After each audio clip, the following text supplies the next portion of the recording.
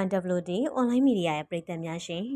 ဥက္ကလာပါစီရီတော်ရှေးဟောင်းခုနှစ်စုဖျားနဲ့အောင်တော်မူစီရီတော်35ကြိမ်မြောက်ကစုံညောင်ရည်သုံးပွဲကျင်းပတဲ့တဲ့ရင်ကိုတင်ဆက်ပေးပါမယ်။ရန်ကုန်တိုင်းဒေသကြီးတင်ငန်းကျွန်းခရိုင်တောင်ကလာပါမြို့နယ်ကျက်တီရီဆောင်ဥက္ကလာပါစီရီတော်ရှေးဟောင်းခုနှစ်စုဖျားနဲ့အောင်တော်မူစီရီတော်35ကြိမ်မြောက်ကစုံညောင်ရည်သုံးပွဲတော်ကို1389ခုကစုံလာပြည်နေ့က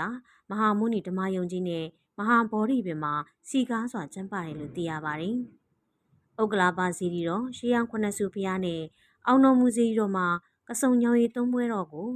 နှစ်စဉ်နှစ်တိုင်းအစဉ်လာမပြတ်ကျင်းပလာရာယခုနှစ်ကျင်းပခြင်းဟာ35ကြိမ်မြောက်ကျင်းပတာဖြစ်ပါတယ်။ကစုံညောင်ရည်သုံးပွဲတော်ကျင်းပခြင်းနဲ့ပတ်သက်ပြီးဥက္ကလာပါစီရီတော်ဂောဘကအဖွဲ့ဒုတိယဥက္ကဋ္ဌဦးမြင့်စန်းကအခုလိုပြောကြားထားပါတယ်။35ကြိမ်မြောက်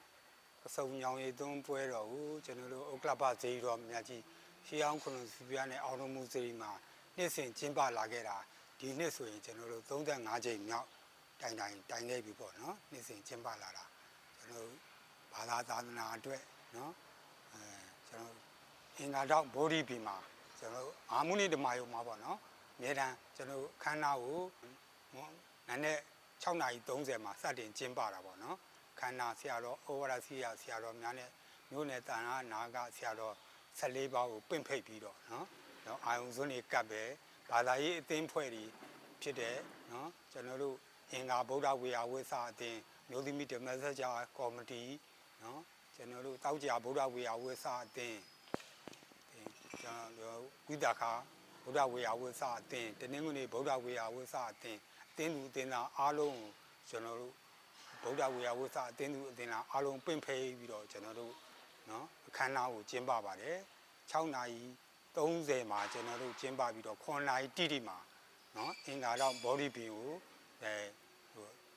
ဒီတော်ကြီးကိုလက်ရည်တပတ်လှည့်လှည့်ပူဆိုတာပေါ့ညောင်ရည်ဥက္ကိုတီပြန်လာပြီးဌာနဆိုင်ရာအကြီးအကဲတွေရောကျွန်တော်တို့ဘာသာရေးအသင်းဖွဲ့တွေရောဓမ္မစကြာကော်မတီတွေရောလှည့်လှည့်ကျင်းပပြီးတော့မှအင်္ဂါတော့ဗောဓိပင်မှာကျွန်တော်တို့ဗုဒ္ဓအဘိဓေက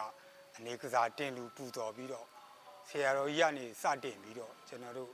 ညောင်ရည်သုံးလောင်းပူတော်မှုကိုစတင်ခဲ့ပါတယ်။ဒါတော့မှဘာအသင်းဖွဲ့တွေဌာနဆိုင်ရာအကြီးအကဲတွေဘောပကတွေအဆင့်ဆင့်ကျွန်တော်တို့ပူတော်ပြီးတော့အောင်မြင်စွာကျင်းပနိုင်ခဲ့ပါတယ်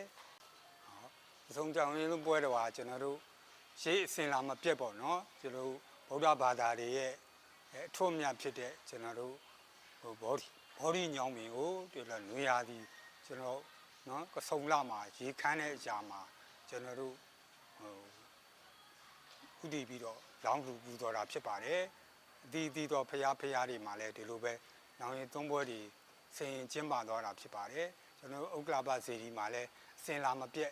ဆောင်ရွက်ကျင်းပသွားတာဆိုလို့ရှိရင်ကျွန်တော်တို့35ချိန်မြောက်ရှိခဲ့ပါပြီဒါမှလည်းကျွန်တော်တို့ဘာသာရေးအသင်းဖွဲ့တွေဝေယဝိသအသင်းတွေအားလုံးကုသိုလ်ရှင်တွေလာရောက်ပြီးတော့လောင်းလူပူတော်ပါတယ်ဒီပြင်အလှရှင်တွေအားလုံးလည်းကျွန်တော်တို့ဖိတ်ခေါ်ပါတယ်ဖိတ်ခေါ်တဲ့အခါမှာကျွန်တော်တို့အလှရှင်တွေရတယ်လာပြီးတော့ပေါ့နော်စတူဒီတာတွေကျိုးမွေးအခမ်းပါတယ်ကျွန်တော်တို့မနေ့9:00ကနေစပြီးတော့ကျင်းပတာည10:00အထိပေါ့နော်ကျွန်တော်တို့ဆောင်ရွက်ခါတာဖရာကြီးလည်း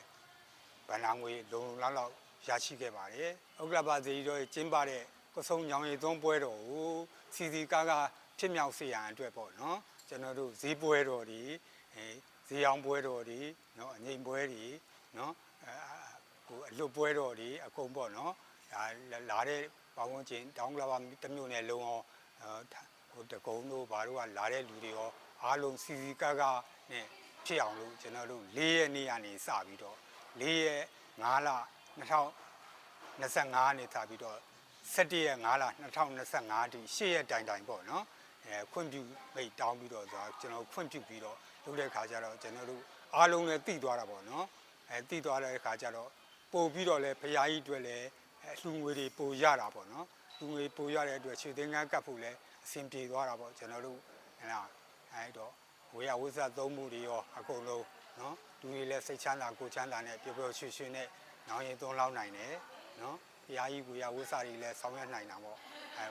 ကျွန်တော်ဆောင်ရွက်ခြင်းဖြစ်ပါတယ်